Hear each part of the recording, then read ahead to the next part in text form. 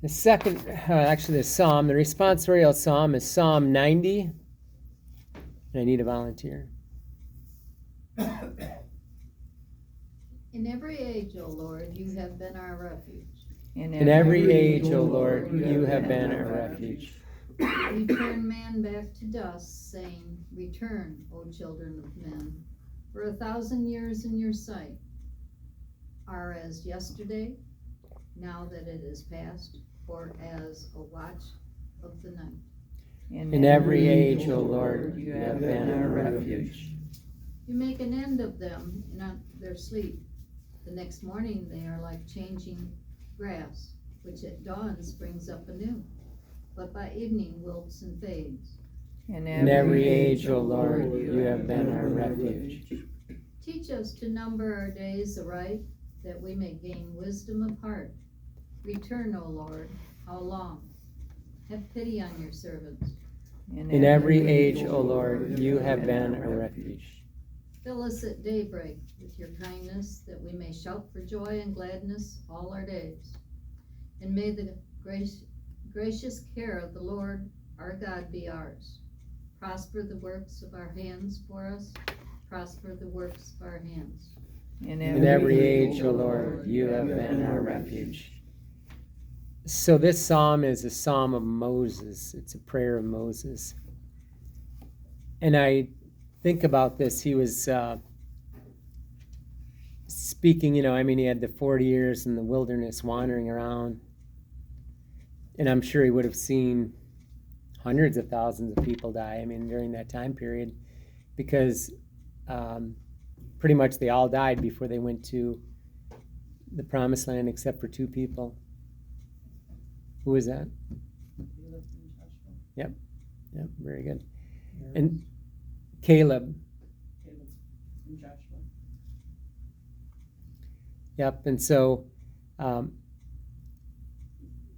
he would have known about the mortality and God's mercy, because ultimately they deserve punishment for their rebelliousness, but he saw it. He saw them, and you return man back to dust. So that reminds us of Genesis 3, which says, thou art dust, and to that dust thou shalt return, right? We do that on Ash Wednesday. 1,000 years in your sight are as yesterday, now that it is past, or a watch of the night. So what seems like forever to us isn't even a moment for God. So there's a different perspective. We're mortal. He's the eternal I am. The quality and nature of God is that he always was and he always will be. So 100 million years is a second. It's nothing. Time is irrelevant, because he always is. He just is I am. You make an end to them in their sleep. So there's this bit of mortality going on. The next morning they are like the changing grass. And so life is temporary. And so we should be focused again on our eternal destiny, which is either heaven or hell. And if it's not, that's what you should be focusing on. That should be, the decisions you make should be, is this bringing me to heaven, or is this bringing me closer to hell? And I'm not sure, one of the saints said that we're bringing like a group of people with us, either closer to heaven or closer to hell.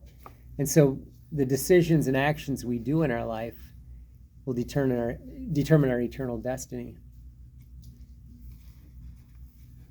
Teach us to number our days aright.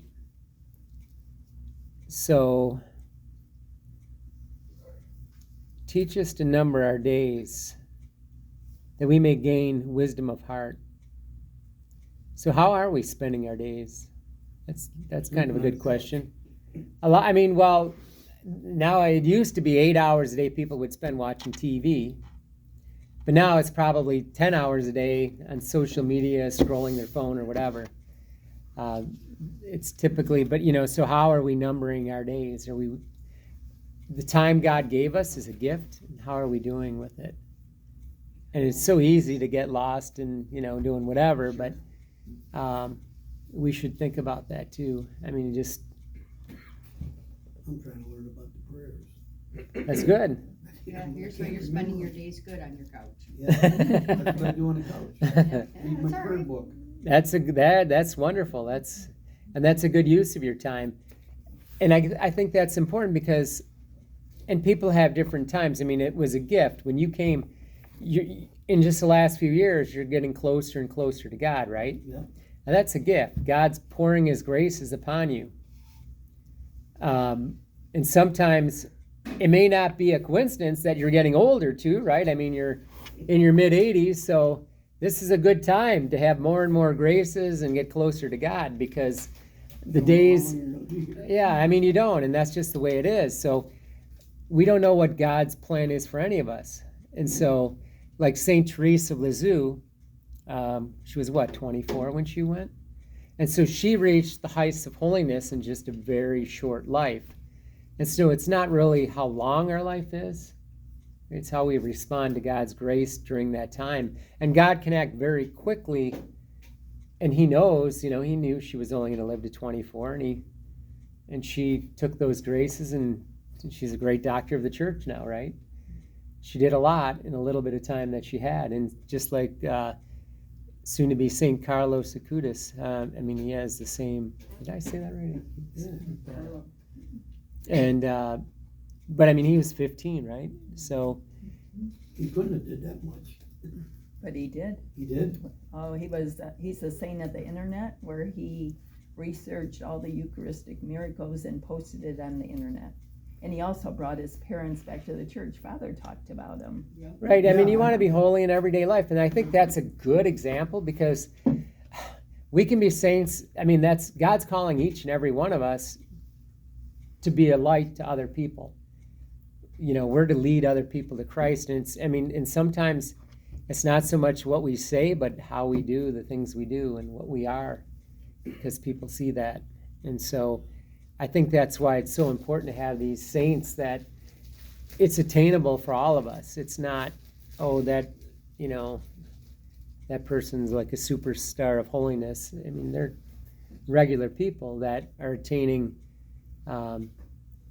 supernatural, heights of sainthood. But all of us, it's attainable to all of us. St. Teresa of Avila said, the first thing you need to do is want it.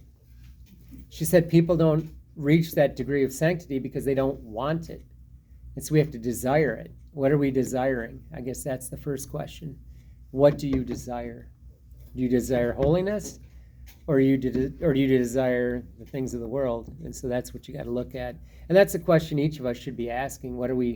What's important to me?